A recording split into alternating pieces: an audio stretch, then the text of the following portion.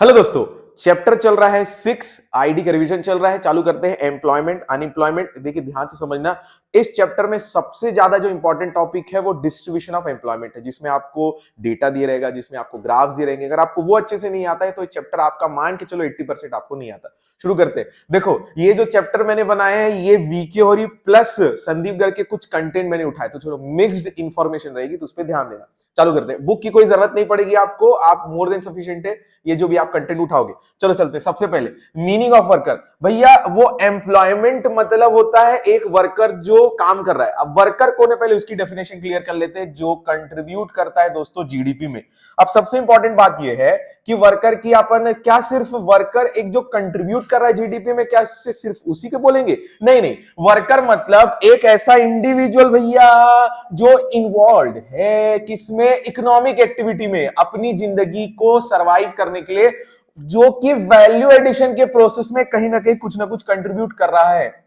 अच्छा सर, कौन कौन वर्कर की डेफिनेशन में आते हैं? इसका मतलब आपने बोला सर कि जो लोग पैसे कमा रहे हैं कहीं काम करके वो लोग वर्कर है क्या? नहीं भैया, अगर कोई खुद का बिजनेस चालू करके पैसे कमा रहा है वो भी वर्कर है, कोई किसी के यहां काम कर रहा है वो भी वर्कर है, और जो इंसान थोड़े बहुत टाइम पीरियड के लिए वर्कर नहीं भी है, फिजिकल प्रॉब्लम की वजह से, घर की किसी प्रॉब्लम की वजह से, या इलनेस की वजह से, किसी भी प्रॉब्लम की वजह से 6, 5, 3 महीने के लिए अगर वो वर्कर नहीं है तो भी उसे वर्कर की डेफिनेशन से निकाला नहीं जा सकता, क्योंकि वो सिर्फ एब्सेंट हुआ है। आगे चलते हैं। It is generally believe that people who are paid by an employer और वर्कर्स। हाउएवर ऐसा नहीं है, यहां पर सेल्फ एम्प्लॉयड पर्संस भी हैं। इट आल्सो इंक्लूड्स जो रिमेन टेम्पररी एब्सेंट थे ड्यू टू या इलनेस या फिर injury, bad weather, religious function, और it includes those people who help the main worker. ये सारे लोग वर्कर की डेफिनेशन में आते हैं।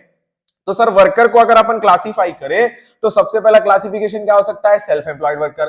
These are those worker who are engaged in their own business और ओन प्रोफेशन, और a worker uses his own resources to make a living. भैया सेल्फ एम्प्लॉयड मतलब वो होता है जो किसी से रिसोर्सेज उधार पे नहीं लेता, ये खुद के रिसोर्सेज अप्लाई करता है। व्हेन इट कम्स टू उसका स्किल नॉलेज, या व्हेन इट कम्स टू इसके फाइनेंशियल रिसोर्सेज, और व्हेन इट कम्स टू इसके फिजिकल रिसोर्सेज, ये चारों वो खुद के यूज करता है।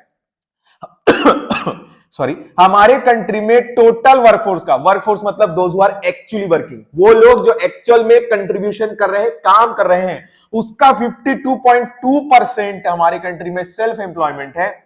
In India both men and women self employed का उनका मेजर सोर्स है, क्योंकि रूरल एरिया में हर इंसान कहीं ना कहीं, हर फैमिली अपने फार्म लैंड पर काम कर रही है। दूसरे होते हैं दूसरे टाइप के हायर्ड वर्कर, जिनको किसी फर्म ने, किसी कंपनी ने, या किसी सेल्फ एम्प्लॉयड वर्कर ने किसी पर्टिकुलर सर्विसेज के लिए उनको काम में रखा है, जॉब में रखा है। Those worker who work for others लिखा है, दे रेंडर देयर सर्विस, अपनी सर्विस बेचते हैं और उसके रिवॉर्ड में उनको क्या मिलता है? वेजेस और salary.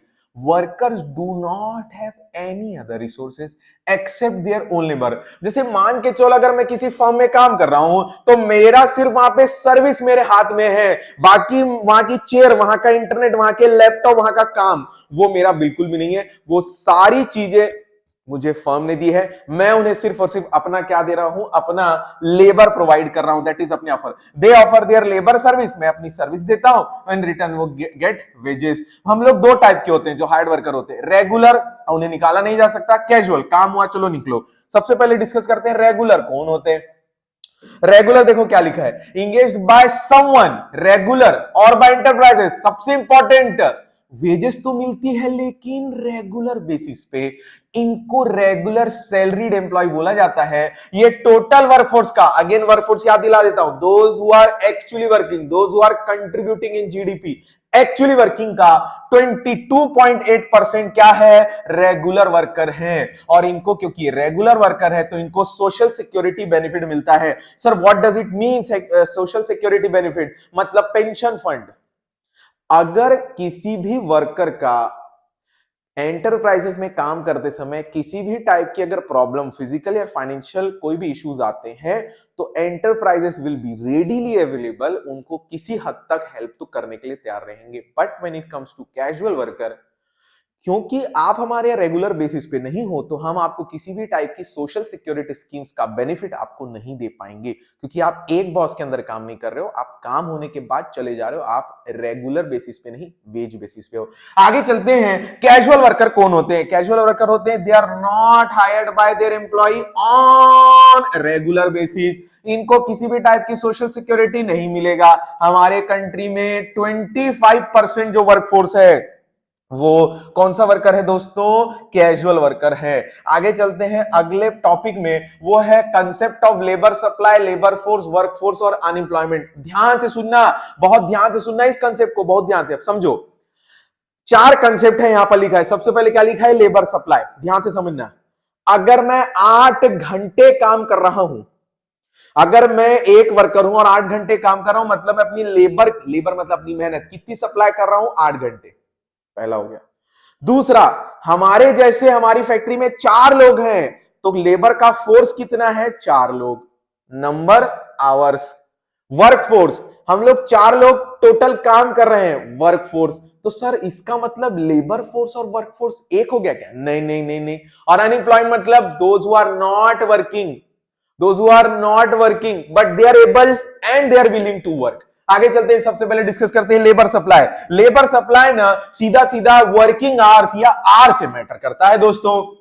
Labour supply, it refers to amount of labour that are worker are willing to offer corresponding to particular wage rate. मतलब ये कि भैया मेरे को पैसा मिलेगा, उसके हिसाब से मैं अपने आवर्स तुमको काम के लिए दूंगा। अगर मेरे को पैसे कम मिलेंगे मैं आपके यहां कम काम करूंगा, अगर मेरे को पैसे अच्छे मिलेंगे मैं ज्यादा आवर्स का काम करूंगा। यहां पर नंबर ऑफ वर्कर्स की बात नहीं हो रही है दोस्तों, यहां पर बात हो रही है कितने आवर्स आप लेबर को सप्लाई करना चाहते हो, अपनी मेहनत को सप्लाई करना चाहते हो। यहां लिखा है मतलब ये कि एबिलिटी है ज्यादा आवर्स वर्क करने की, but willing to work, supply to work may be lower और मोर देन एबिलिटी। क्योंकि किसकी वजह से? वेज रेट की वजह से। अगर मेरे को काम आता है, मेरे को बहुत अच्छे से आता है, पैसे नहीं मिल रहे तो मैं ज्यादा काम नहीं करूंगा। वेयर इज लेबर फोर्स मतलब होता है number of workers actually working या विलिंग टू वर्क। भैया देखो यहां पर क्या है ना, लेबर फोर्स में क्या होता है ना, फॉर्मूला देखो, लेबर फोर्स में क्या होता है? Person working that is unemployed, employed, person available for unemployed. Labour force काम करने के लिए अवेलेबिलिटी कितने लोगों की है? जो लोग काम कर रहे हैं वो भी, जो लोग काम नहीं कर रहे हैं वो भी।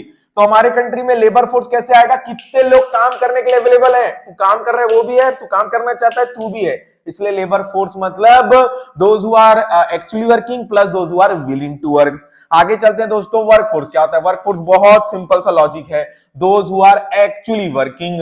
अब वर्कफोर्स कैसे निकाला जा सकता है? देखो वर्कफोर्स कैसे निकाल सकते हैं, लेबर फोर्स में से अगर आप वर्कफोर्स निकाल लोगे तो अनएम्प्लॉयमेंट बचेगा, और लेबर फोर्स में से अनएम्प्लॉयड निकाल लोगे तो वर्कफोर्स बचेगा। समझ में आए? वर्कफोर्स माइनस क्या लिखा है? Labour force minus unemployed people will get what?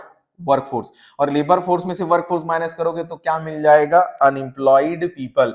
अब आगे चलते हैं, अनएम्प्लॉयमेंट क्या होता है? ये एक सिचुएशन है, ये एक स्टेट है इंसान की, जिस टाइम पीरियड पर he is willing to work, he is able to work but is not getting the proper job. इसका ये मतलब नहीं है कि वो रेडी नहीं है, वो उस वेज रेट पर काम करने के लिए रेडी है बट जॉब नहीं मिल रहा है। देखो क्या लिखा है, क्या लिखा है देखो, it is a situation in which people are willing and able to work at existing rate। जो चल रहा है ना, मेरे को दिक्कत नहीं है बट मेरे को काम ही नहीं मिल रहा है। अरे मैं काम करने के लिए तैयार हूं, पैसे ही नहीं, मिल ही नहीं रहा, जॉब अपॉर्चुनिटी ही नहीं है। Unemployed people, labour force minus work force. Rate of unemployment क्या लिखा है? Number of unemployed people divided by size of labour force. Sir why not population? Population इसलिए नहीं दोस्तों, ध्यान से समझना, पॉपुलेशन इसलिए नहीं, ध्यान से समझना ना अच्छे से। अगर हम पॉपुलेशन लेते हैं, अगर हम पॉपुलेशन लेते हैं, इसका मतलब हम उन लोगों को भी हम लोग कंसीडर करेंगे, हम उनको भी कंसीडर कर रहे हैं जो लोग नॉट विलिंग टू वर्क है और नॉट एबल टू वर्क है। हम इन लोगों को अनएम्प्लॉयड पीपल के साथ कैसे कनेक्ट करें? क्योंकि अनएम्प्लॉयड मतलब होता है willing and able to work, population में तो ये लोग भी है ना, not willing to work, not able to work. इसीलिए मैं क्या करता हूं भैया, मैं सिर्फ और सिर्फ किसको कंसीडर करता हूं, लेबर फोर्स को, क्योंकि labour force is all about, labour force is all about those who are willing to work and those who are actually working। अब अपन डिस्कस करते हैं पार्टिसिपेशन रेट, मतलब कितने पॉपुलेशन का कितना परसेंट एक्चुअली एंगेज्ड है प्रोसेस ऑफ प्रोडक्शन में। तो वर्कर पॉपुलेशन का रेशियो क्या है, वर्कफोर्स अपॉन टोटल पॉपुलेशन। अब आगे चलते हैं, ये एक साइज ऑफ वर्कफोर्स मैंने एक ऐसा छोटा सा टेबल के फॉर्म में आपको दिया है। अब देखो क्या लिखा है, size of workforce in India. हमारे कंट्री में वर्कफोर्स 47.1% टोटल वर्कफोर्स है, दो आर एक्चुअली वर्किंग। उसमें से मेल वर्कर कितने हैं, 77%, फीमेल वर्कर कितने हैं, 23%। 47.1% का कितना पोर्शन एरिया वाइज अगर देखेंगे तो 75% रूरल एरिया में है और अर्बन एरिया में कितना है, 25%। अब देखो female workforce in rural area is nearly 25% of the total rural। Total rural का 25% फीमेल वर्कर है और female workers in urban area is just nearly 20%। ये आगे देखेंगे कि इतना रेट में कमी या इतना डिफरेंस क्यों है। आगे चलते हैं सबसे पहले क्वेश्चन पर। अब अपन कुछ डेटा बेस्ड, कुछ फैक्ट बेस्ड क्वेश्चन पे अपन डिस्कशन करेंगे, कुछ फैक्ट बेस्ड क्वेश्चन पे डिस्कशन करने वाले हैं। पहला देखो, these facts raise two important questions which need to be processed या addressed। These are, why is the bulk of our workforce rural based? हमारे कंट्री में ज्यादातर परसेंटेज काम वर्कफोर्स क्यों है, देख रहे हो, रूरल बेस्ड क्यों है, ज्यादातर वर्कफोर्स रूरल बेस्ड क्यों है। तो अपन डिस्कस करते हैं। क्वेश्चन देखो, this is simply because bulk of jobs are in rural area. Sir ऐसे मतलब समझ में नहीं है, जॉब्स आर रूरल एरिया। देखो क्या होता है ना, प्राइमरी सेक्टर में छोटी मोटी जॉब तो आपको मिल ही जाएगी, ऑल्दो आपका जीडीपी में कंट्रीब्यूशन, आपकी पर कैपिटा इनकम और आपकी प्रोडक्टिविटी लो होगी, बट आपको कुछ ना कुछ काम मिल जाएगा। डिस्गाइज अनएम्प्लॉयमेंट मतलब क्या होता है, आपकी जरूरत है नहीं। बट अर्बन एरिया में you have to get skills, educated, literated या किसी भी टाइप का एक्सपर्टीज आपके पास होना चाहिए, तब then only you will get job.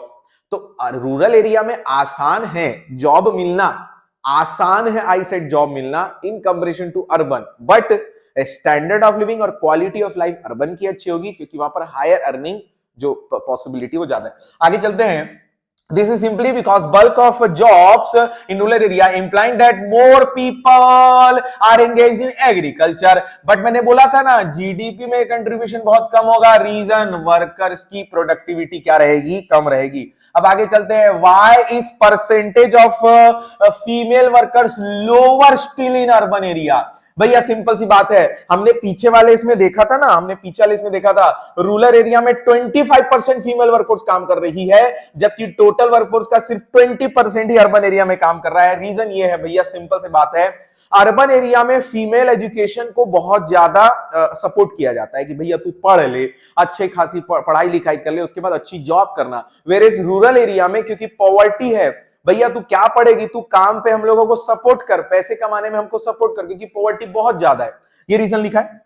आगे चलते हैं, female education India is still a far cry. बहुत खराब हालत है, लो अपॉर्चुनिटी फीमेल वर्कर्स के लिए। Job work for women is still govern by family decision rather individual own decision. अगर तेरे को अच्छी जॉब मिल रही होगी बट फिर भी तुझे यू हैव टू क्या बोल सकते हैं, कंसीडर कि फैमिली का क्या डिसीजन है। उसके बाद female workers in rural area are largely engaged in low paid and low productive jobs. क्योंकि सर वो कम में काम करने के लिए क्यों रेडी हैं, क्योंकि पॉवर्टी उनको ऐसा करने के लिए बहुत ज्यादा सप्रेस कर देती है कि भैया आपको पैसे कमाने पड़ेंगे, भले ही कम मिल रहा है, कोई प्रोडक्टिविटी नहीं है, बट फिर भी काम करके हमको थोड़ा सा सपोर्ट करो क्योंकि पॉवर्टी बहुत ज्यादा है।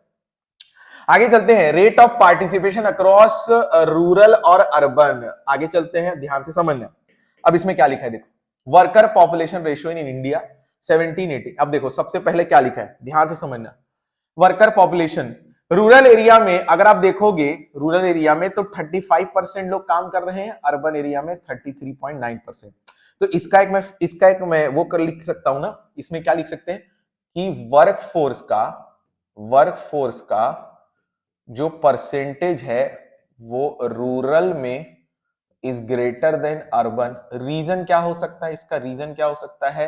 रीजन हो सकता है दोस्तों एग्रीकल्चर। ठीक है, अब आगे चलते हैं, दूसरा पढ़ते हैं अपन लोग, दूसरा पढ़ते हैं। मेन है रूरल एरिया में 51.7%, अर्बन एरिया में 53.01%। तो अर्बन एरिया में क्यों ज्यादा मेल वर्कर है? रूरल एरिया में वुमेन भी 17.5%, अर्बन एरिया में 14.2। देखो ये दोनों का परसेंटेज अर्बन में इसलिए ज्यादा है क्योंकि अर्बन में ध्यान से समझना, जॉब अपॉर्चुनिटीज अपार्ट फ्रॉम क्या बोलूंगा दोस्तों? Apart from primary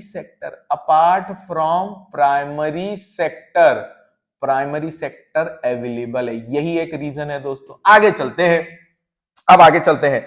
based on these facts हम लोगों को कुछ कंक्लूजन ड्रॉ करने हैं। सबसे पहला कंक्लूजन अपन ड्रॉ कर रहे हैं हाई डिपेंडेंसी। देख रहे हो हमारे कंट्री में सिर्फ और सिर्फ टोटल कितने लोग काम कर रहे हैं? 34.1। अर्बन रूरल सब मेल फीमेल सब मिला के हमारे कंट्री में सिर्फ कितने परसेंट लोग काम कर रहे हैं? 34.17%। ये शो कर रहा है कि बाकी 63% लोग इन 34.7% लोगों पे डिपेंडेंट है। तो इन पे बर्डन बहुत ज्यादा हुआ। ये अगर इनकम कम कमाएंगे मतलब पूरी फैमिली की इनकम बहुत ज्यादा कम, standard of living weak, quality of life weak, decision ये जो 2-3 लोग कमा रहे हैं उनको लेना पड़ेगा, क्योंकि 34.7% इज लोएस्ट मेरे को लगता है अगर कंट्री के दूसरे कंट्री के कंपैरिजन में बात करें। मीन्स हमारे कंट्री में ओवरऑल सिर्फ 34 पॉपुलेशन ही काम कर 34.7% लोग ही पार्टिसिपेट कर रहे हैं। मतलब ये जो लोग कंट्रीब्यूट नहीं कर रहे हैं वो लोग इन पर हाईली डिपेंडेंट हो जाते हैं। High rate of participation but low rate of productivity. Rural area में तो सर कितने लोग काम कर रहे हैं, तो आप तो ये बोल रहे थे कि जो वर्कर काम करता है कंट्रीब्यूट करता है जीडीपी में उसका कंट्रीब्यूशन भी बढ़ता है। प्रॉब्लम ये है कि रूरल एरिया में इतने सारे लोग काम कर रहे हैं लेकिन उनकी जीडीपी में कंट्रीब्यूशन कम हो रहा है क्योंकि प्रोडक्टिविटी कम है। वो जो काम कर रहे हैं ना उसका अर्निंग, उसका जो रिवर्ट मिलता है वो बहुत कम मिल रहा है, क्योंकि उन लोग एग्रीकल्चर में है। You know it very well कि agriculture is always featured as disguised unemployment.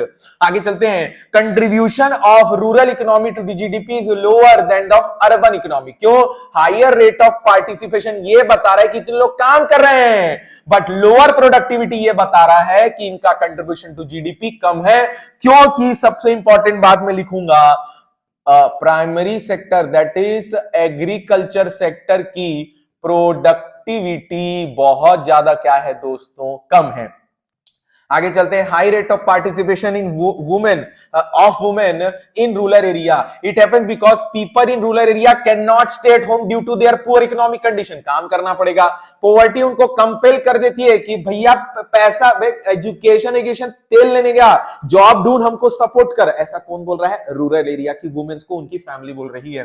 Urban area education को ज्यादा इंपॉर्टेंस देते हैं इसलिए जॉब को लो प्रायोरिटी रहती है। ये वुमेन की बात हो रही है। Higher proportion of male worker, ये बता रहा है कि अर्बन हो चाहे रूरल हो हायर प्रोपोर्शन मेल वर्कर्स को मिल रहा है। देखते हैं, men are able to earn higher level of income, therefore भैया इनको क्यों ज्यादा पैसा मिल रहा है? आपको लग रहा है कॉन्ट्रेडिक्टरी? भैया एक तो ये एक स्ट्रीम बन चुका है, एक तो ये ऑर्थोडॉक्स थिंकिंग है, और दूसरा कोई भी इंटरप्राइजेस बहुत सारे रीजंस की वजह से, एंटरप्राइज की बात कर रहा है, ये मेरा लुकआउट नहीं है, बहुत सारे रीजंस की वजह से मेन या मेल वर्कर्स को ज्यादा प्रेफरेंस देती है कि आप आइए और काम करिए।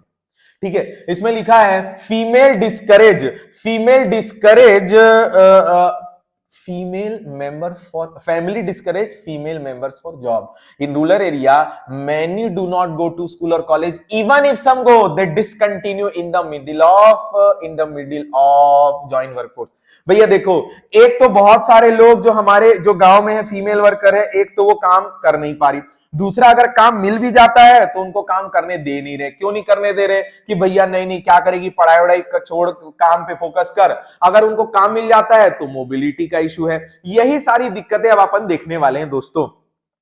तो चलिए शुरू करते हैं नेक्स्ट टॉपिक अपन लोग, distribution of employment, next video में। थैंक यू दोस्तों। हाँ जी दोस्तों, नया टॉपिक शुरू करते हैं, डिस्ट्रीब्यूशन ऑफ एम्प्लॉयमेंट। अब ये जो जितना भी पार्ट बनेगा इस पूरे टाइम फ्रेम में, ये इस चैप्टर का सबसे मोस्ट एफएक्यू और मुझे लगता है सबसे ज्यादा यहीं से क्वेश्चन बनने के चांसेस बढ़ जाते हैं। तो प्लीज इसको ध्यान से समझेंगे। सबसे पहले टाइटल देखो क्या लिखा है, डिस्ट्रीब्यूशन ऑफ एम्प्लॉयमेंट। अब हम लोग एम्प्लॉयमेंट मतलब जिन लोगों को काम मिला हुआ है उन लोगों को अलग अलग ग्रुप में डालेंगे। जैसे जितने लोग भी काम कर रहे हैं उनको मेल फीमेल हटा दो, फिर जितने लोग भी काम कर रहे हैं उनको रूरल अर्बन हटा दो, अब रूरल में फीमेल मेल हटा दो, अर्बन में मेल फीमेल हटा दो। फिर एक आएगा कि एम्प्लॉयमेंट में प्राइमरी सेक्टर में कितने, सेकेंडरी सेक्टर में कितने, टर्शरी में कितने, और लास्ट में रूरल में तीनों सेक्टर में और अर्बन में तीनों सेक्टर में। बेसिकली हम उनको अलग अलग ग्रुप्स में डिवाइड करके उसका एक कंक्लूजन ड्रॉ करने वाले हैं। आगे चलते हैं। सबसे पहला है distribution of employment bye gender. अब आगे चलते हैं, ध्यान से समझना, फोकस करना ना। पहली बात तो ये क्लियर कर लो कि ये जो टेढ़ी लाइनें हैं वो सेल्फ एम्प्लॉयड है, जो सीधी लाइनें हैं वो कैजुअल है, और जो आड़ी लाइनें हैं वो रेगुलर सैलरीड एम्प्लॉय है। जो बड़े स्कूल से पढ़े हुए बच्चे हैं उनको थोड़ी दिक्कत जाएगी, तो ये जो हॉरिजॉन्टल लाइनें हैं वो है भैया सैलरीड, जो वर्टिकल लाइन है वो है कैजुअल, और जो इटैलिक लाइन है वो हो जाएगी सेल्फ एम्प्लॉयड। अब डिस्कस करते हैं। देखो मेल वर्कर हो फीमेल वर्कर हो, दोनों ही कहीं ना कहीं देख रहे हो सेल्फ एम्प्लॉयड वर्कर में ज्यादा है। मेल और फीमेल में देख रहे हो, कैजुअल वर्कर में देखो मेल 24% है और फीमेल 27% है, और रेगुलर में फीमेल कम है मेल से। तो यहां पे देखो डिफरेंस, सेल्फ एम्प्लॉयड तो खत्म हो गया। फीमेल देख रहे हो रेगुलर सैलरी में कम है, कैजुअल में ज्यादा है। मेल वर्कर रेगुलर सैलरी में ज्यादा है, कैजुअल में कम है।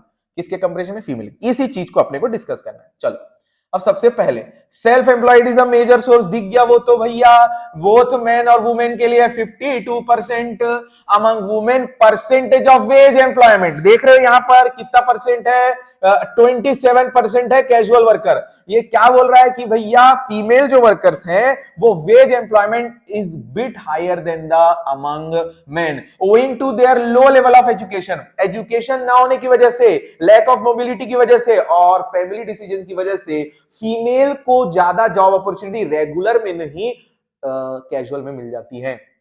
Unlike men are ready to work even at a low wage rate. Lesser women, भैया ये क्वेश्चन 50 बार आ चुका होगा, मैंने 50 बार अपने टेस्ट में पूछ लिया है। Lesser women are found in regular salaried employed because job requires skills and higher level of literacy and lack of mobility among women due to social constraints। मतलब एक सिटी से दूसरी सिटी में जाने के लिए अलाउ नहीं करती उनकी फैमिली। दूसरा है distribution of employment by region. Region मतलब रूरल और अर्बन में क्या है? तो अब देखो अर्बन एरिया में, फिर से देखो आड़ी लाइनें जो है अर्बन एरिया में बहुत ज्यादा लोग क्या है, देखो दोस्तों बहुत ज्यादा लोग रेगुलर सैलरीड एम्प्लॉय है। फिर आप देखोगे अर्बन एरिया रूरल एरिया में रेगुलर सैलरीड एम्प्लॉय बहुत कम है, रेगुलर सिर्फ 13% है सिर्फ। अगर आप देखोगे कि कैजुअल वर्कर, अगर आप सेल्फ एम्प्लॉयड देखोगे तो रूरल में सबसे ज्यादा है क्योंकि खेती में काम कर रहे हैं। अर्बन में सेल्फ एम्प्लॉयड बहुत कम नहीं, अप्रोक्सीमेटली 38% है। लेकिन एक चीज समझो, रूरल एरिया में कैजुअल वर्कर 29% है और अर्बन एरिया में कैजुअल वर्कर 15%। ये सारी चीजें बता रही है कि अर्बन एरिया में सबसे ज्यादा लोग जो फोकस कर रहे हैं वो फोकस कर रहे हैं रेगुलर में, और रूरल एरिया में सबसे ज्यादा फोकस कर रहे हैं सेल्फ एम्प्लॉयमेंट। ये इसीलिए है यहाँ पर क्योंकि एग्रीकल्चर है, ये इसलिए है यहाँ पर क्योंकि अर्बन एरिया में आसानी से आपको जॉब अपॉर्चुनिटीज मिल जाती है। चलो इसका कंक्लूजन ड्रॉ करते हैं। सबसे पहले क्या लिखा है? In case of a rural area self employed workers are greater majority of rural people are engaged in farming in their own plots of land. भैया यहां पर एक चीज लिखी है कि क्यों ऐसा हो रहा है कि हमारे कंट्री के रूरल एरिया में बहुत ज्यादा लोग सेल्फ एम्प्लॉयड वर्कर है। सेल्फ एम्प्लॉयड इसलिए क्योंकि वो अपनी फार्मिंग लैंड पर काम कर रहे हैं, भले कंट्रीब्यूशन टू जीडीपी उनका लोग है। हम लोग अभी क्वालिटी की तो बात ही नहीं करें, हम तो सिर्फ बात करें तुम कहां काम कर रहे हो, ठीक है। फिर देखो whereas in urban area people look for skilled jobs in office in factories. In case of rural area ध्यान से समझना, casual worker account for second major source of employment with the 29%, क्योंकि एग्रीकल्चर नेचर से seasonal है। Harvesting के season में job नहीं है, हार्वेस्टिंग के सीजन में जॉब है, उसके बाद आपकी जॉब चले जाती है। तो मैं आपको एकदम एक लाइन में समझाता हूं। जैसे ही कोई इंसान हार्वेस्टिंग के सीजन में अपनी जितनी भी फसल है उसको काट लेता है, उसके बाद उसको बेच लेता है, तो अगले सीजन आने तक वो अनएम्प्लॉयड हो जाता है। तो वो कैसे टाइप का वर्कर बनेगा? कैजुअल वर्कर ना। तो आप थे सेल्फ एम्प्लॉयड, जब तक आपने खेती की, जब तक आपने हार्वेस्ट किया, तब तक आप सेल्फ एम्प्लॉयड थे। अब आपके पास जॉब नहीं है, तो दूसरे सीजन में आप अनएम्प्लॉयड हो गए, तो आप किस टाइप का वर्कर बनोगे? कैजुअल। क्योंकि वापस आपको फिर से खेती में जाना है, तो आप रेगुलर सैलरी नहीं बन पाओगे। तो स्किल्स नहीं है, एक्टिव मोबिलिटी है, और आप खेती छोड़ के जा नहीं सकते, तो आप कैजुअल वर्कर बन जाते हो। इसीलिए वहां कैजुअल वर्कर ज्यादा है।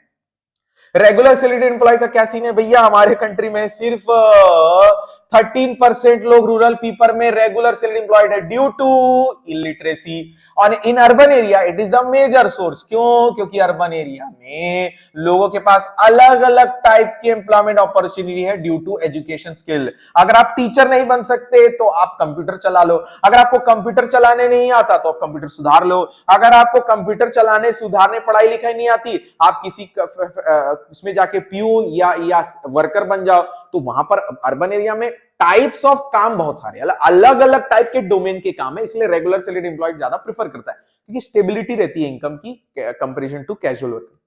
अब आगे चलते हैं, distribution of employment in different sector. Distribution of employment in different sector मतलब प्राइमरी, सेकेंडरी और टर्शरी की बात हो रही है। अब देखो, पहले अपन फोटो देखते हैं। प्राइमरी सेक्टर में देखो, प्राइमरी सेक्टर में ये एरिया है प्राइमरी सेक्टर वाला, ठीक है। प्राइमरी सेक्टर में इतने सारे लोग हैं हमारे कंट्री।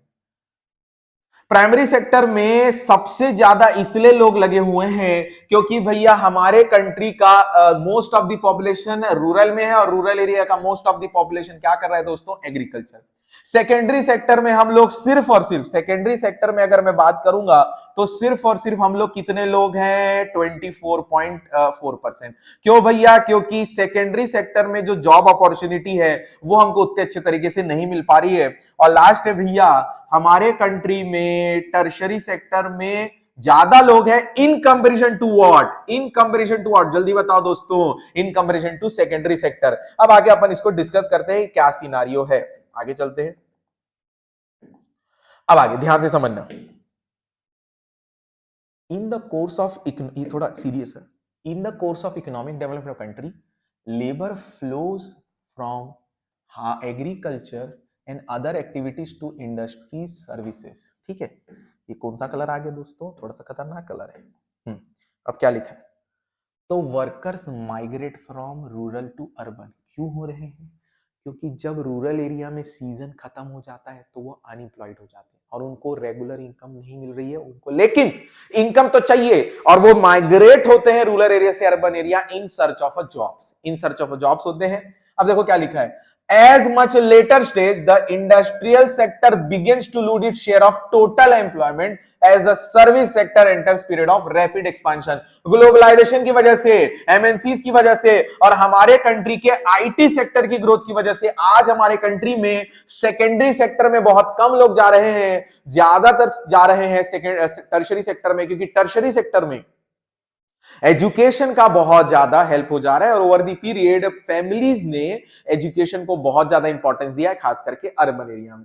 अब अपन डिस्कस करते हैं इस फोटो के बेसिस पर, थोड़ा कंक्लूजन ड्रॉ करते हैं। सबसे पहला कंक्लूजन ड्रॉ हो रहा है, a large segment of workforce continues to depend on primary activities to make a living। But problem यह कि इतने लोग लगे हुए हैं बट प्रोडक्टिविटी कम होने की वजह से वेजेस क्या मिलती है दोस्तों? कम।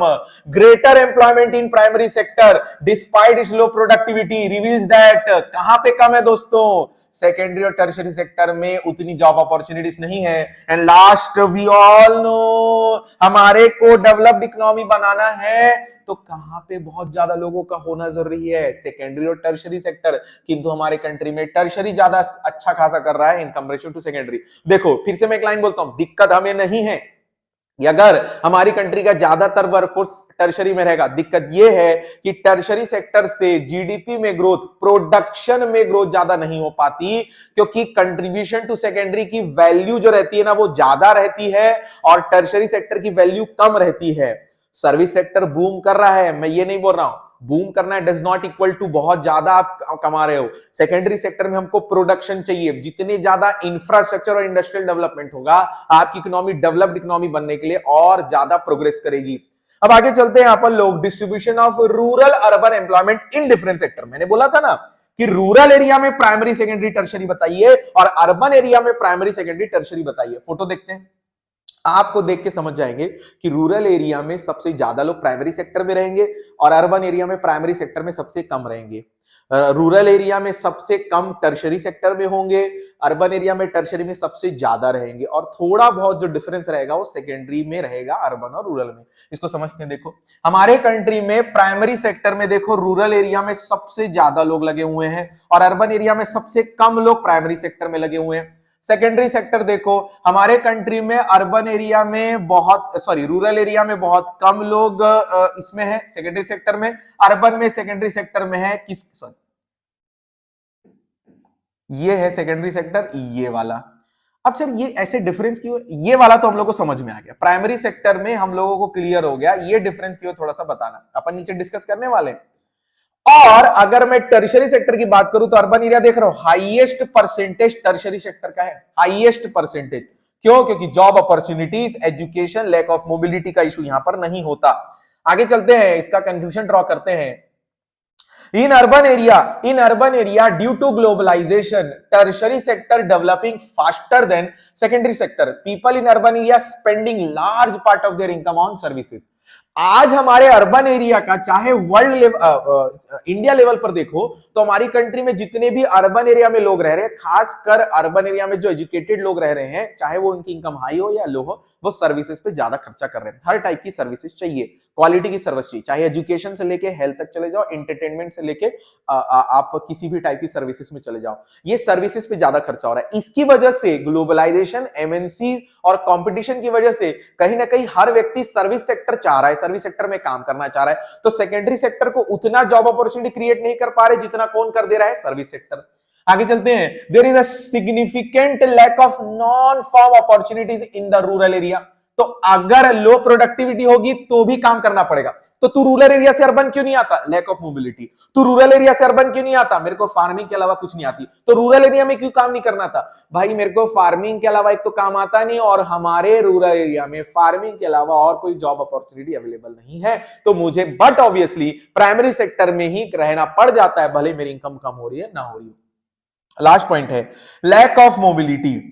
लैक ऑफ मोबिलिटी मतलब अपार्ट फ्रॉम फार्मिंग उनको और कुछ आता भी नहीं है ना, may be another reason why people in the rural area are engaged in the more primary sector, और कुछ आता ही नहीं है। तो अगर मैं चाहूं भी कि मैं फार्मिंग छोड़ के कहीं और जाना चाहता हूं, एक तो वहां अपॉर्चुनिटी है नहीं, और अगर जाना भी है तो मुझे स्किल्स लेना पड़ेगा, और स्किल्स लेने के लिए मेरे इन्वेस्टमेंट चाहिए, और इन्वेस्टमेंट के लिए मेरे पास पैसे नहीं है। आगे चलते हैं, distribution of employment male female in different sector.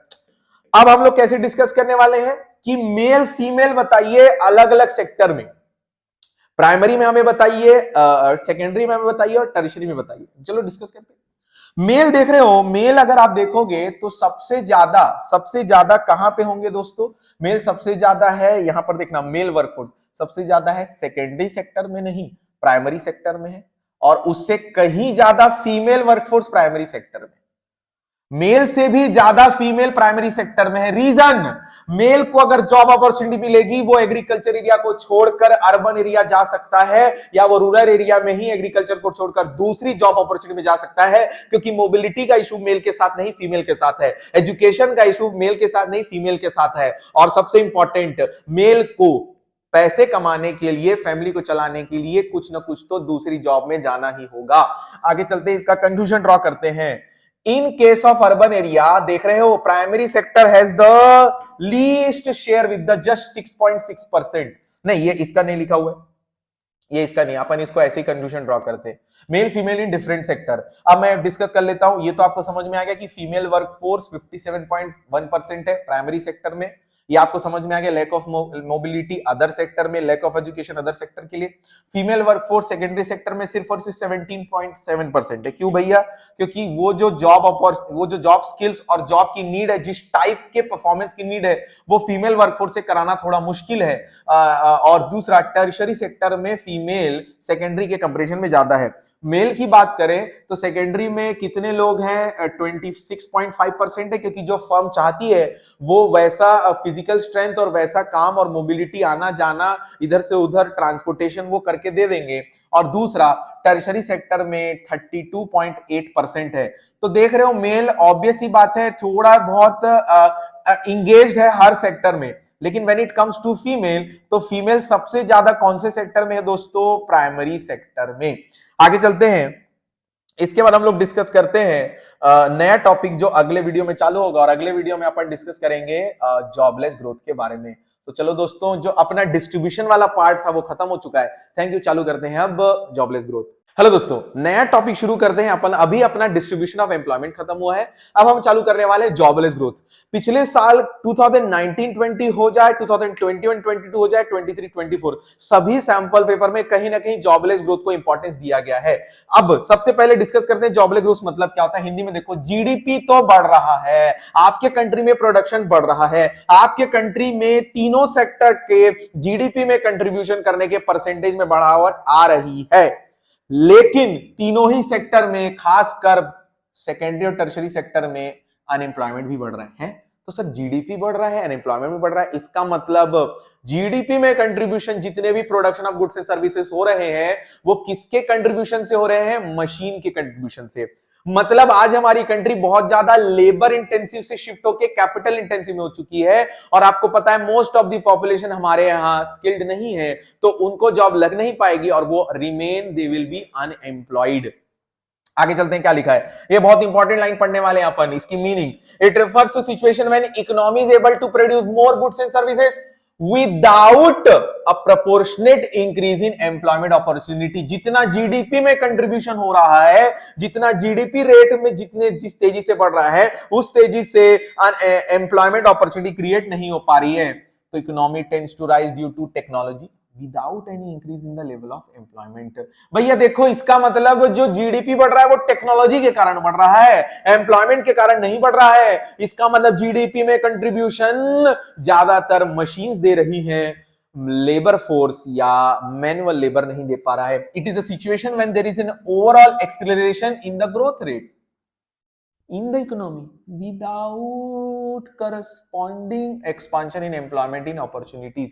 इसका मतलब जीडीपी बढ़ रहा है लेकिन एम्प्लॉयमेंट अपॉर्चुनिटीज उस प्रोपोर्शन से नहीं बढ़ रही है। तो सर हम लोग क्यों इतना रिलाय कर रहे हैं टेक्नोलॉजी और एम्प्लॉयमेंट पे क्यों नहीं कर रहे हैं, जबकि अपने को पता है हमारी कंट्री लेबर सरप्लस इकोनॉमी है। क्योंकि क्या लिखा है, our growth process has been increasingly dominated by MNCs, और MNCs will always prefer labor intensive क्योंकि वो cheap होता, capital intensive क्योंकि वो cheap तो होता है लेकिन क्वालिटी होता है, और मशीन में वन टाइम इन्वेस्टमेंट होता है, जबकि लेबर को इंसेंटिव को हर महीने salary, social security benefit, social factors, बहुत सारी ऑर्गेनाइजेशनल फैक्टर्स देने होते हैं। These companies specialize in achieving growth through technology rather than through use of manpower। आगे लिखा है, the obvious result that is that growth is moving faster than the opportunities of job or employment, by and large it is a jobless growth। तो GDP में growth हो रहा है लेकिन उसके कंपैरिजन में एम्प्लॉयमेंट अपॉर्चुनिटी उतने तरीके से ग्रोथ नहीं हो पा रही है। अगला टॉपिक पढ़ते हैं, कैजुअलाइजेशन ऑफ वर्कफोर्स। कैजुअलाइजेशन और इनफॉर्मलाइजेशन में बेसिक क्या डिफरेंस है? कैजुअलाइजेशन मतलब होता है वर्कफोर्स का ज्यादा परसेंटेज वर्कफोर्स का कैजुअल लेबर बन रहा है, रेगुलर से कैजुअल में ज्यादा लोग परसेंटेज हैं। वेयरएज इनफॉर्मलाइजेशन मतलब होता है वर्कफोर्स का बहुत सारा परसेंटेज इनफॉर्मल सेक्टर में जा रहा है। Sir what is the difference between informal sector और कैजुअल लेबर? ये सारी चीजें क्या है, यही सारी चीजें हमें मैं डिस्कस कराने वाला हूं, बहुत ध्यान से समझना, लास्ट में इसका मैं डिफरेंस क्रिएट करके बताऊंगा। अब आगे चलते हैं, कैजुअलाइजेशन मतलब क्या होता है? It refers to situation when the percentage of casually hired worker in total workforce tends to rise over time. मतलब धीरे धीरे करके जो हायर्ड वर्कर है उसमें दो होते हैं, रेगुलर और कैजुअल। तो हायर्ड में कैजुअल लेबर का जो परसेंटेज है वो बढ़ रहा है ओवर द टाइम। तो इस सिचुएशन, इस पूरे पीरियड को बोलते हैं कैजुअलाइजेशन ऑफ वर्कफोर्स। अब आगे चलते हैं, our workforce is suffering an increasing incidence of casualisation. क्यों? Slow growth of employment in organised sector. This is one of the biggest reason कि वर्कर्स टेकिंग कौन सी जॉब्स दोस्तों? Casual. Increase in demand for casual labour in expanding construction. हमारे country में ना trade, services, construction, ये जितने भी एक्टिविटीज रूरल एरिया या अर्बन एरिया में हो रहे हैं, वहां पर बहुत ज्यादा कैजुअल लेबर की जरूरत है। वो भी एक परसेंटेज लीड कर रहा है casualisation. Taking a change for opportunity, these marginal workers tend to migrate to urban area। आपको पता है ना, आपको पता है सीजनल अनएम्प्लॉयमेंट होता है और एक रवि या खरीफ फसल में आदमी एक टाइम पे तो जॉब में रहता है, सेल्फ एम्प्लॉयड रहता है, लेकिन दूसरे सीजन में वो अनएम्प्लॉयड हो जाता है और वो जॉब के लिए, पैसे कमाने के लिए अर्बन एरिया शिफ्ट होता है। और जब वो अर्बन एरिया में शिफ्ट होता है तो ऑब्वियस सी बात है he will prefer casual labour, क्योंकि उसके पास स्किल्स नहीं है, उसके पास नॉलेज नहीं, उसके पास एक्सपर्टीज नहीं है रेगुलर सैलरी बनने के लिए, और उसे वापस भी कहां जाना है, अपनी खेती पे काम करने के लिए रूरल एरिया जाना है।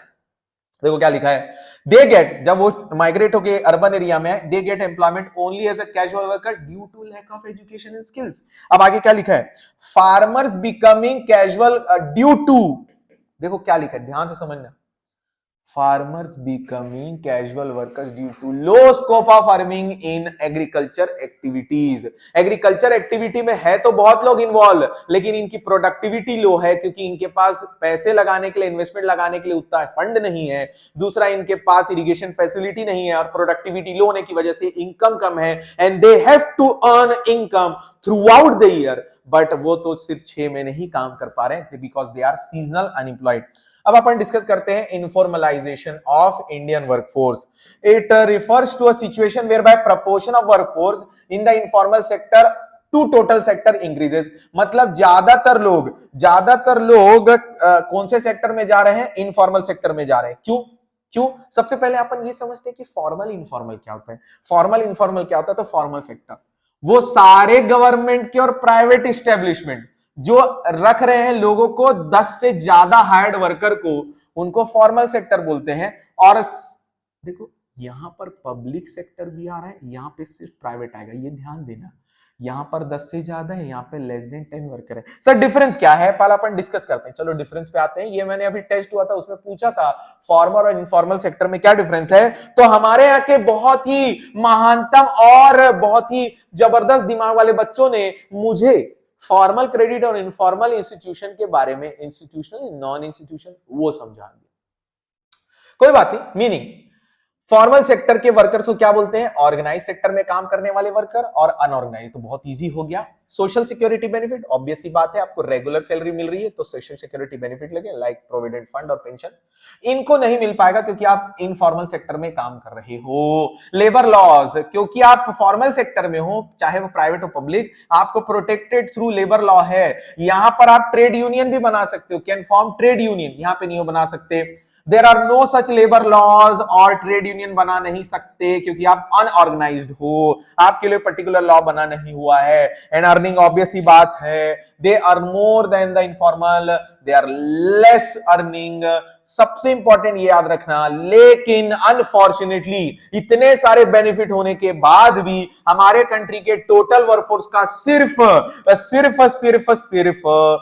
कितना परसेंट दोस्तों, 6%। और इनफॉर्मल सेक्टर 94% वर्कफोर्स का लगा हुआ है किसमें दोस्तों, काम पर। आगे चलते हैं नेक्स्ट टॉपिक में, वो है अनएम्प्लॉयमेंट। तो दोस्तों अनएम्प्लॉयमेंट को अपन डिस्कस करेंगे नेक्स्ट वीडियो में।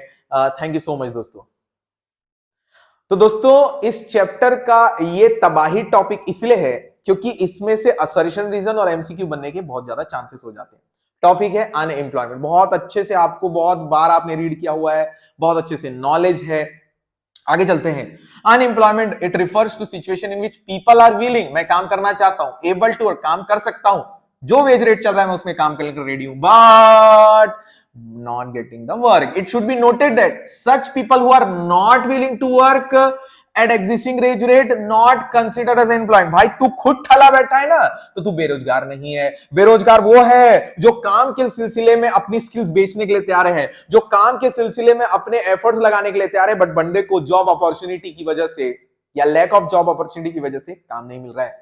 तो कितने टाइप के अनएम्प्लॉयमेंट होते हैं, डिस्गाइज अनएम्प्लॉयमेंट और seasonal unemployment. It is a situation wherein the number of workers engaged in work is more than actually required. जितने की जरूरत नहीं उससे तो ज्यादा तो खेती में काम कर रहे हैं। तो इसका मतलब सर डिस्गाइज अनएम्प्लॉयमेंट सिर्फ एग्रीकल्चर में होता है? हाँ जी हाँ, देखो क्या लिखा है, it is known as hidden employment, it is the most predominant form of unemployment in agriculture, क्योंकि एग्रीकल्चर में बहुत ज्यादा लोग सेल्फ एम्प्लॉयड हैं और वहां पर अपनी फैमिली लैंड पर काम करते हैं, पूरी फैमिली खेती में काम करती है और जितनी रिक्वायरमेंट है उससे ज्यादा काम कर रही है। आगे चलते हैं, the main problem of disguise unemployment is that all seem to be employed, सब लोग काम कर रहे हैं खेती में, बट मार्जिनल वर्कर, वो जो एक्स्ट्रा लेबर है उनको हटा देंगे ना, जो सरप्लस लेबर उनको हटा देंगे ना, तो उनका जीडीपी में कंट्रीब्यूशन जीरो है, क्योंकि प्रोडक्टिविटी कम है। सर कॉजेस क्या है, क्यों लोग डिसगाइज अनएम्प्लॉयमेंट, जब दिख रहा है कि हमारी प्रोडक्टिविटी जीरो है, दिख रहा है कि हमारे यहाँ 4 लोग काम कर रहे हैं, दिख रहा है कि हमारा जीडीपी में कंट्रीब्यूशन जीरो है, तो फिर भी मैं क्यों काम कर रहा हूं? पहला cause, lack of job opportunities outside agriculture, मुझे और कुछ हमारे गांव एरिया में हमारी फैमिली के लिए अपार्ट फ्रॉम एग्रीकल्चर और कुछ अवेलेबल नहीं है। दूसरा, increase in size of family पर person holding size continues to reduce, जैसे जैसे 1 एकड़ पर पहले 100 लोग काम कर रहे थे, अब 1 एकड़ पर 200 लोग काम कर रहे हैं, क्योंकि जॉइंट फैमिली सिस्टम और साइज जैसे जैसे फैमिली का बढ़ते जाता है, तो पहले 4 से 16 हुई फैमिली, तो अब 1 एकड़ में भी अब 1 एकड़ की जरूरत नहीं है, अब उनको 2 एकड़ की जरूरत चाहिए, लेकिन प्रॉब्लम यह है उनके पास जमीन नहीं है। तो इसमें यह होता है कि देखो भले ही रिक्वायरमेंट से ज्यादा वर्कर खेत में काम करेंगे, लेकिन करना पड़ेगा। तो 3 रीजन देखते हैं। सबसे पहला, apart from agriculture rural area में कोई काम नहीं है, फैमिली इंक्रीज हो रही है लेकिन लैंड की ओनरशिप उतनी ही है, और जॉइंट फैमिली सिस्टम की वजह से उतने से एक एकड़ जगह पर बहुत सारे लोग काम करने पड़ जाते हैं, जो कि रिक्वायरमेंट से बहुत ज्यादा है। अब आगे चलते हैं दोस्तों, सीजनल अनएम्प्लॉयमेंट। देखो सीजनल अनएम्प्लॉयमेंट क्या लिखा है, unemployment that occurs certain season of the year is known as a seasonal unemployment. देखो हमारे कंट्री में ना दोनों ही अनएम्प्लॉयमेंट ज्यादातर प्राइमरी या एग्रीकल्चर में घुसा हुआ है। क्यों सर? क्योंकि एग्रीकल्चर सेक्टर ना बहुत ज्यादा सीजनल अनएम्प्लॉयमेंट क्यों है? क्योंकि आप एक खरीफ सीजन और रबी सीजन में से आपकी जो भी क्रॉप है, जो भी आपका उस जगह का जो भी कंडीशन है, वेदर कंडीशन है तो या सॉइल कंडीशन है, तो आप खरीफ सीजन में तो काम करेंगे, लेकिन आप रबी सीजन में काम नहीं कर पा रहे हो, तो उस पर्टिकुलर सीजन के लिए क्या हो जाओगे आप? अनएम्प्लॉयड हो जाओगे। क्या लिखा है, in India seasonal unemployment is predominantly associated with the agriculture. In agriculture work is seasonal and there is no employment opportunities in the village for all the months in the year. इसका मतलब तो off season में लोग farm में काम नहीं कर सकते, तो उन लोग अर्बन एरिया जाएंगे। और याद करो कैजुअलाइजेशन ऑफ वर्कफोर्स में ये लोग जो सीजनल अनएम्प्लॉयड होते हैं, ये रूरल एरिया से अर्बन आते हैं और उन लोगों को ज्यादातर कौन सा वर्क मिलता है दोस्तों? बोलिए, कैजुअल वर्कर। आगे चलते हैं, वॉल्यूम ऑफ सीजनल अनएम्प्लॉयमेंट, मतलब बहुत लोग upon the condition of methods of cultivation in different states. अब देखो सीजनल अनएम्प्लॉयमेंट को ठीक कैसे किया जा सकता है? ठीक करने का सबसे अच्छा तरीका है non farm job opportunities create करना, non farm job opportunities create करना रूरल एरिया में, कि जो लोग भैया फार्म अपॉर्चुनिटी जिनके पास है जिस पर्टिकुलर टाइम पीरियड में, वो एग्रीकल्चर में काम कर लेंगे। जैसे ही आपका सीजन खत्म हुआ, आप नॉन फार्म अपॉर्चुनिटीज में चले जाओ, तो गवर्नमेंट को यहां पर आना पड़ेगा सामने। Open employment, it refers to that economic phenomenon, तुम्हें क्या लिखा है देखो, in which persons are able and willing to work at the prevailing wage rate but fail to get work। तो भैया मेरे को ये बताओ कि आप ओपन एम्प्लॉयमेंट और अनएम्प्लॉयमेंट में क्या डिफरेंस है? ध्यान से समझना, open employment is a situation जहां पर लोगों को ना तो जॉब, मतलब काम करना चाह रहे हैं, काम कर सकते हैं, जॉब नहीं मिल रहा है। तो सर अनएम्प्लॉयमेंट भी वही है, अनएम्प्लॉयमेंट एक कंट्री का स्टेट है, ओपन एम्प्लॉयमेंट एक बंदे की सिचुएशन है, हो सकता है बाद में उसको जॉब मिल जाए। अनएम्प्लॉयमेंट मतलब पर्टिकुलर पॉइंट ऑफ टाइम पे जो जितने अनएम्प्लॉयड है उनको बोला जाता है। ओपन एम्प्लॉयमेंट मतलब अभी तो ओपन एम्प्लॉयमेंट हमको दिख रहा है। आगे चलते हैं, it is called open because unemployment can be seen or counted in the terms of number of unemployed people। मतलब आप आसानी से इन लोगों को रिकॉग्नाइज किया जा सकता है। But open employment is different from disguise unemployment. Disguise unemployment में लोग काम करते दिख रहे हैं खेती में, लेकिन उनका कंट्रीब्यूशन टू जीडीपी कम है, वेयर ओपन एम्प्लॉयमेंट काम ही नहीं कर रहा है। तो डिसगाइज अनएम्प्लॉयमेंट काम तो कर रहा है, कंट्रीब्यूशन जीरो है, ओपन एम्प्लॉयमेंट काम ही नहीं कर रहा है। In case of open employment, workers are totally idle, ठला बैठे हैं. However, in case of disguise, worker appear to be working, do not seem to be idling away from their time. कहने का मतलब ओपन एम्प्लॉयमेंट में बंदा ठला है, जबकि disguise unemployment में बंदा ठला नहीं है, काम कर रहा है, लेकिन कंट्रीब्यूशन टू जीडीपी या उसकी प्रोडक्टिविटी क्या है, जीरो है. लास्ट टॉपिक है दोस्तों इस चैप्टर का, कॉजेस ऑफ अनएम्प्लॉयमेंट, और अपना यहां पर अनएम्प्लॉयमेंट भी खत्म हो जाएगा. 3 बार हो गया, सॉरी. आगे चलते हैं. अनएम्प्लॉयमेंट के कॉजेस बहुत इजी है भैया. पॉपुलेशन एक्सप्लोजन,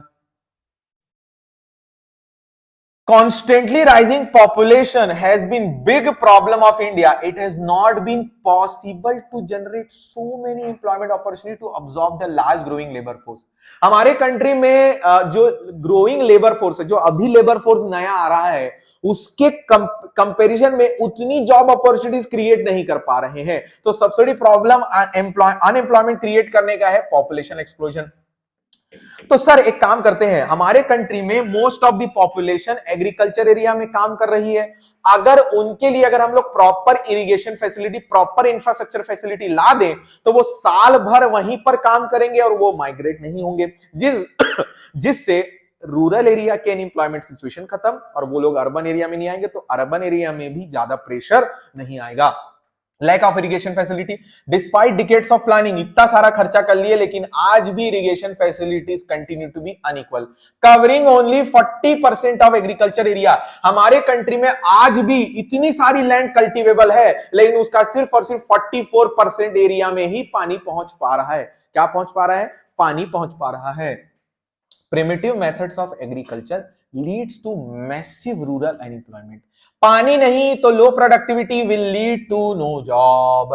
भैया देखो, आप काम कर रहे हो खेती में, लेकिन आपके उन एरिया में पानी नहीं आ रहा है. अब पानी नहीं आएगा तो फिर आप खेती में पानी यूज नहीं कर सकते. पानी यूज नहीं कर सकते तो आपकी प्रोडक्टिविटी जीरो रहेगी. प्रोडक्टिविटी जीरो रहेगी तो आपको कमाने के लिए अर्बन एरिया जाना पड़ेगा, और अर्बन एरिया में आप क्या बनोगे? Casual worker.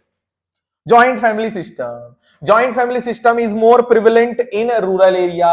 Hence, a high degree of disguised unemployment.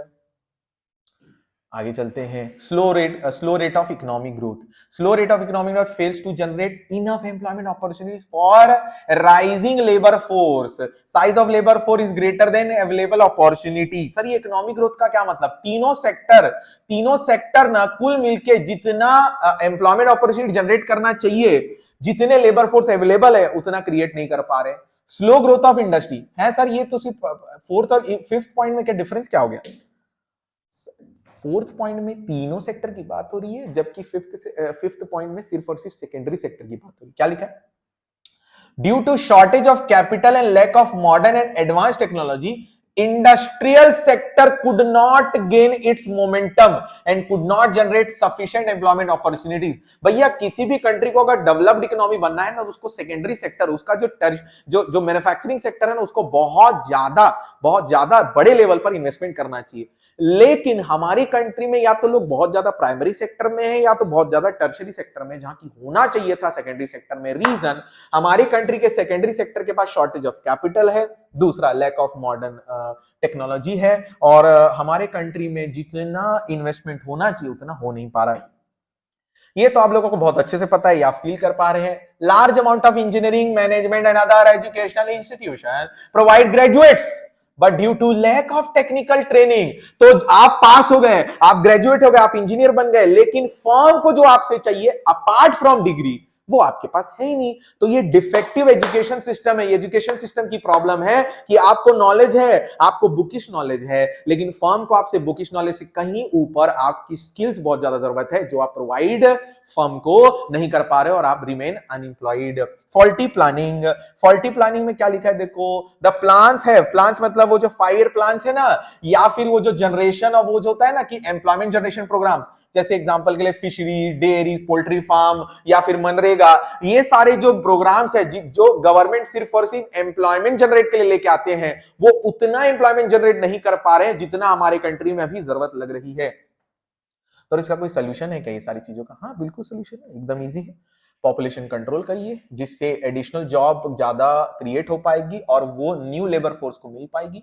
Agriculture sector को डेवलप करिए, जितना ज्यादा एग्रीकल्चर रेवोल्यूशन लेके आएंगे, टेक्निक्स लेके आएंगे, एक्सपांशन ऑफ इरिगेशन फैसिलिटी होगा, रिफॉर्म्स लैंड लॉ आएगा, जितना ज्यादा ये कर पाओगे तो इसका मतलब प्रोडक्टिविटी बढ़ेगी। और ये जो डिस्गाइज अनएम्प्लॉयमेंट वाला सीन है प्राइमरी सेक्टर में, मार्जिनल प्रोडक्टिविटी जहां जीरो हो रही थी, तो in development of agriculture sector की वजह से वो जो एक्स्ट्रा लेबर है, जो फालतू काम कर रहे हैं, इन लोगों की प्रोडक्टिविटी भी बढ़ेगी और ये भी कहीं ना कहीं जीडीपी में कंट्रीब्यूट कर पाएंगे, पर कैपिटा इनकम बढ़ेगी।